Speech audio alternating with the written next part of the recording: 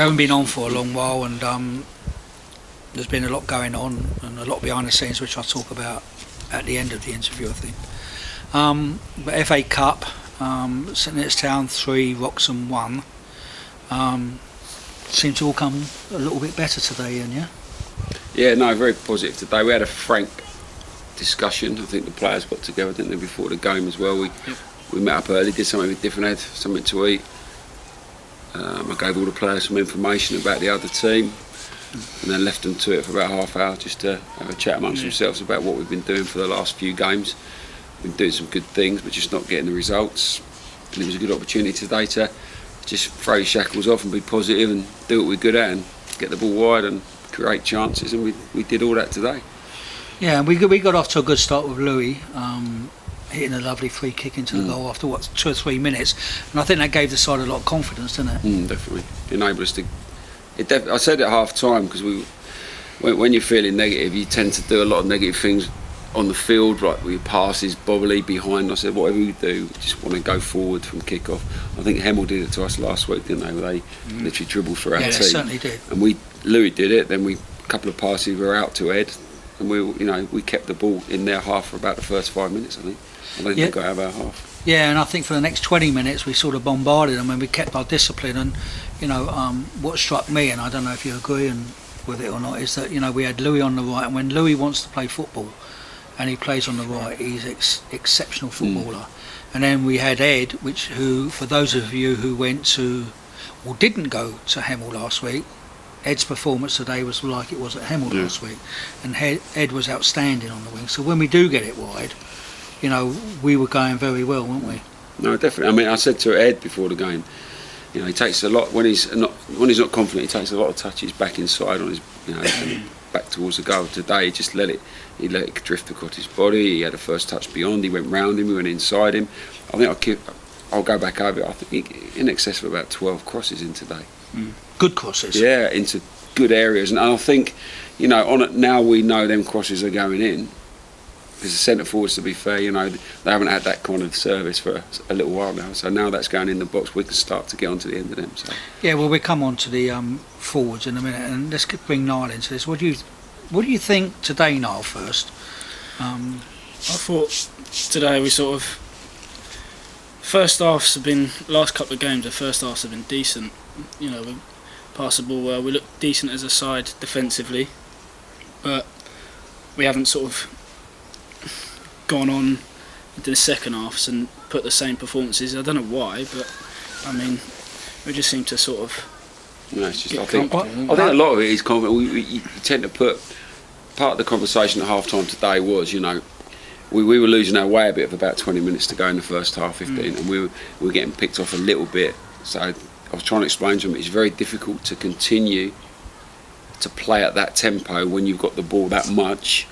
Without feeling fatigued. So instead of just drifting in, or the little telltale signs were showing that I was telling them at half time certain players do certain things when they get tired, instead of doing that, just get behind the ball, just set up as a 4-4-1-1 and be hard to break, have a 5-minute break, and then look to go forward again once you've regained your energy and you're ready to go. You can't keep going, and like Louis, like that, you say, when he holds his shape, he is unplayable. When he goes outside, inside, his delivery, his vision, but when he gets tired, he drifts in too much, and he did it a little bit, and then I was sort of having a little bit of a heated debate with him on the pitch about just go and double up with Woody, just be a right-sided midfielder for 5 minutes, that's all. But he couldn't understand why, because we were still getting joy going forward. But what he couldn't see was the holes opening at the back that was letting their left-sided player in 3 times on the spin. I think we can forgive them a little bit second half, but I personally thought it was a bit of a indisciplined second half, because it's an FA Cup game, we're winning quite comfortably, and we just throw everything at it, and we just go for more goals. Well, we were 3-0 up at the time, and I felt if we could have kept our shape a little bit and come off the pitch with a 0 against us, and they came and we kept our positions and they came forward a little bit, we would have probably got 6 on the break. But I can't blame them. I think if we weren't creating chances in that time, then I'd agree completely. But I think the fact that Bobby had 5 shots on target, Louis had a couple of 3, there was about 7 or 8 quite good saves from the keeper, Yeah, only the a keeper's foot quite either well side. Yeah, You and know, that's they not were to lucky be that- underestimated. Yeah. 7 or 8 good saves. You know, wasn't and it? you're talking, you could be sitting here at 6, 7, 7-1. Oh yeah, It's a quite easily. Oh, But yeah, the shape. I think the reason the shape got ragged is because of their formation. They forced us into stretching. They played 4 up front and two in midfield, bombing on for the last 15 But they started minutes. off with 3 at the back for some reason. They were strange. So we've done some homework on them, mate. He's given me his, but they set up as a 4-4-2. But as soon as they get the ball, they go 4-2-4. They hit the wide man quick, and the 9 drops in and gets it, which he did. And then we nullified that by splitting our 2 centre mids. But then that makes them stretched. They stretch, and that's what it's a big 5-a-side game for about the last 15 minutes, I think. So, but that looks like players just running and doing their own thing. And I said to them again at half time, if we lose our positional discipline, we're only 2-0 up. They're not a bad side, to be fair. They did play quite well in our third for the last 15 minutes. They kept trying to play football. Yeah, and it helped us, you know. But it's hard to judge. I mean, when we got free kicks, just shutting the game out on corners instead of just delivering, because they were leaving 3 and 4 up front. Now that's a little bit alien to what we're going to get on a Tuesday night against Hinckley, because it will just be everyone back, so we can do it. So it's an FA Cup game against a different team that just did different things to what we're used to. I think, you know, the next round will be closer to what I think that we play week in, week out, I think. But I thought they were quite good. As soon as they started to play, I knew we'd win today. Yeah, because it's the old adage, isn't it? If they want us to come and pass the ball around, we've got a chance. Definitely. It's when we're bullied out of the game we I thought Carl and Sears, you know, it was a bit of a... Ola pulled out last thing this morning, so I sort of changed things around and decided to give Liam a start. Liam Hurst, who come in and done very well, I thought, today. Neat and tidy, got a decent goal. Looked a bit tired, I don't think he's played. I said to him in the dugout, you've probably touched the ball more times in this hour than you have done for your last 28 days at Corby, to be fair. And that showed. He looked a bit tired towards the end, to be fair. Yeah, he had a good debut, didn't he? He did. Very tidy. Yeah, he's neat and tidy. Got himself a goal, passed the ball very well, yeah. And you take into account, you know, him and Joe have never met each other.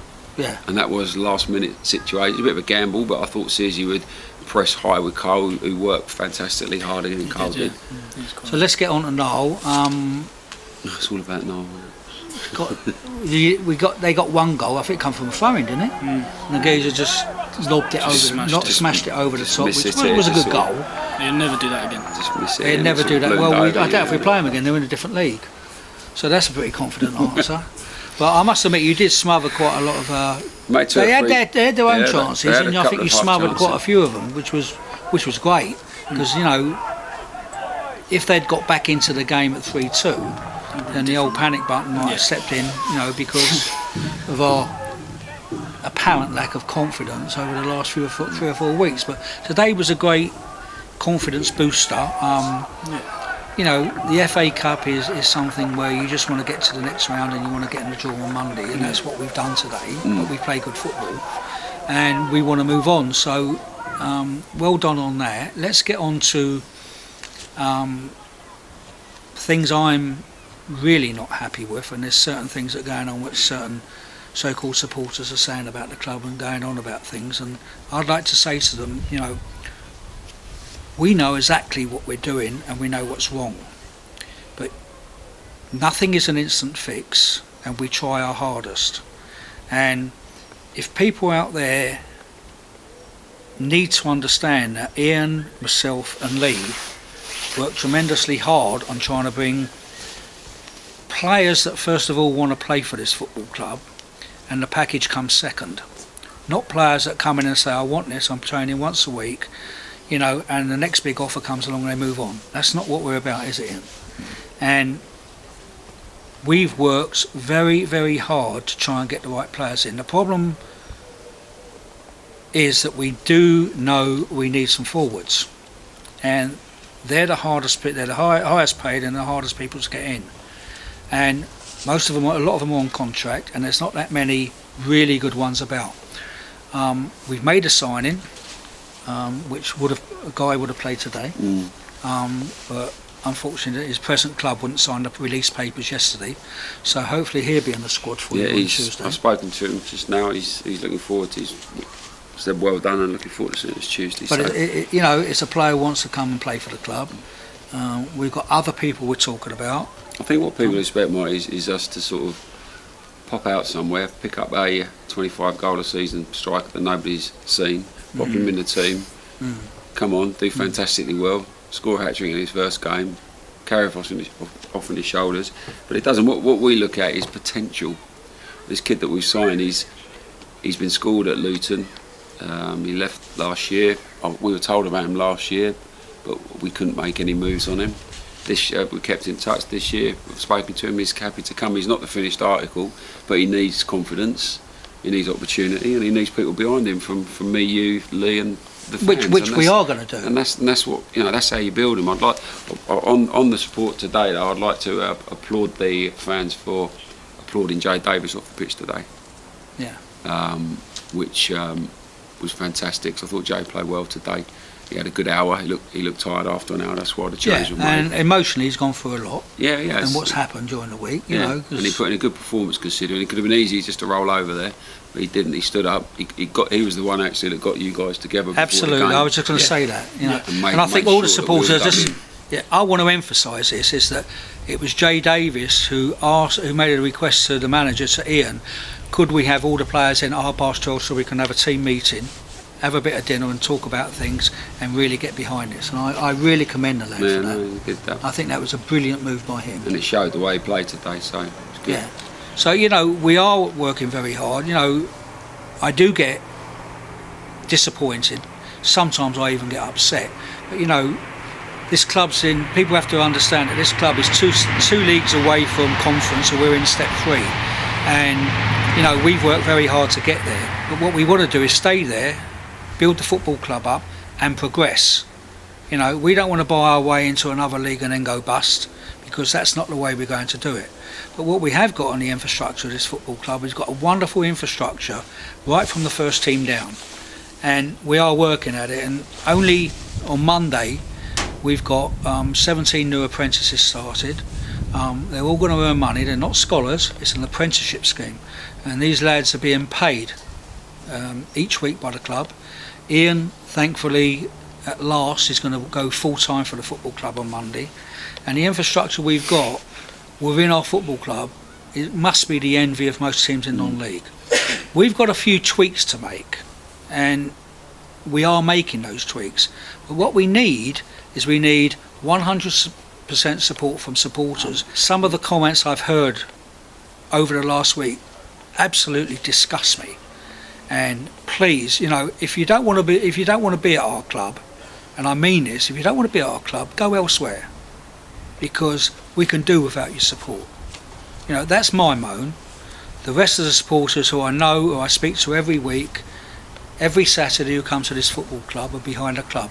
I'm willing to talk to anybody about all that's in this town. But some of these people, if you just want to come up and speak to me, I'll tell you everything that's going on, within reason. And we will get there, but it takes time. We have to have an infrastructure where we go forward, and we have to build on it. And this football club has got a wonderful infrastructure. And, you know, we've got the best man we could ever pick in Iain to build it up.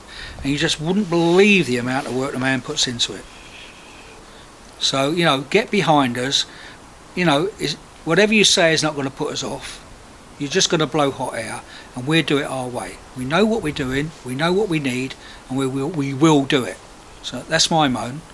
Your turn now. You comfortable with it, Iain? Yeah, no, I just want to... It's frustrating, isn't it? It is. I mean, I just want to sort of say just a couple of words about Andy Davis, who unfortunately left the club this week, and how much he'll be missed by everyone at the club, and the amount of effort and he will be. Work he used to put in.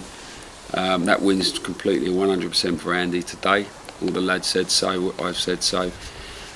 He just needs to be mindful of his son that's still playing at the football club, and if people decide that they want to turn their frustration and anger from Andy to Jay, then they will come up against a barrage of protection from myself, the players and the club. You know, and like I said, going on today's performance by Jay and the support and the applause he got when he come off the pitch, I don't see that being a problem. You know, you couldn't get a more dedicated and a nicer bloke than Andy Davis. He's brilliant.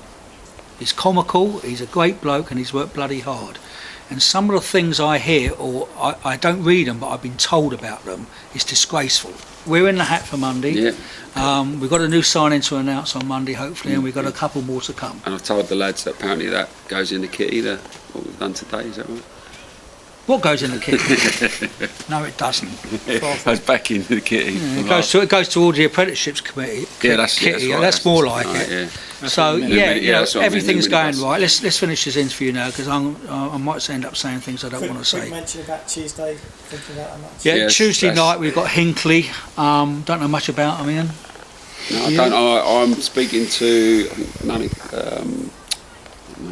there's a couple of guys I know in the league that we speak to each other regularly, and they've got some background on them. So I'll give them a call tomorrow. But they'll be, they dropped down at this league. They've had a similar start to us, so they'll see it as an opportunity as much as we will. So, yeah, and someone said to me, a guest of mine here today said a lot of this league is about momentum. And there's a few clubs in it who've had that's all we need. Playing like we have done not for so 3 strong, games. but with a lot of momentum to take them through. But we've had that over about they haven't got the games, quality. haven't we? Yeah, they haven't got the quality to hang on to that momentum. Yeah, we've got we've got this new lad coming in. We've got Dan Crowley coming back in, who we missed today. Woody done quite well at fullback today. Considering we just sort of thrown in. Yeah, but the problem is we still got that goalie, haven't we? It should have been a clean sheet, really, shouldn't it? Should have been a clean sheet. Should have. What do you know about Hinckley? Come on, you're going to tell me they're up near Birmingham. Or didn't you know that? Yeah, I think so. Yeah. No, you're doing well, Niall. And I tell you what, one thing about Niall I say to everyone is a credit to him. He's been in there. He's enthusiastic about the club. He doesn't stop tweeting about the clubs because I do read them. Okay, and you do love the club. I get stick Busy for that. as. And you do get stick for it, but what it shows, Niall, is it shows that we've had a couple of lone goalkeepers in, and you haven't let your head drop. You've worked at it, and you've got yourself back in the side, and you're in there on merit now, and that's the type of footballer we want. And you keep on going. You might get in Tuesday. The way you might get in Tuesday. No, but it's true. You work at it. You can't be guaranteed. No player can be guaranteed a place in the team all along. No. And you've got to work for it. But in your case, I think you've been worked very hard. It's very commendable what you've done. And I'd like to thank you for doing what you've done over the last 6 or 7 weeks because it's been great. Thank you. If we had 11 people like you, mate, we'd have 11 goalkeepers. All right, then we move on to Hinckley now. Far better mood than we have been. Yeah, no, it is momentum, and I think you're right. The momentum's not just come from today. We've been like that for about 3 games. We've just been unlucky. We need to sort of just get back to our shape defensively because we were a little bit. It was difficult today to keep your defensive shape with marking 5 attackers in the end, but yeah. We were good today. We played some good football. I'd be interested to see how many shots we had on target today against about Leeds. 100 probably. Yeah. And that's when you talk about Ed and Lou becoming we know we played well when we talk about our wide men being our best players. Yeah. Ed, Lou, and then Bobby come on and absolutely annihilated them. Yeah. Good. So we're happy. Okay then, let's get on to Tuesday. Good luck Monday, Iain, with all your apprentices starting. That's right. Congratulations on going full time, and let's move on. Yeah. Cheers.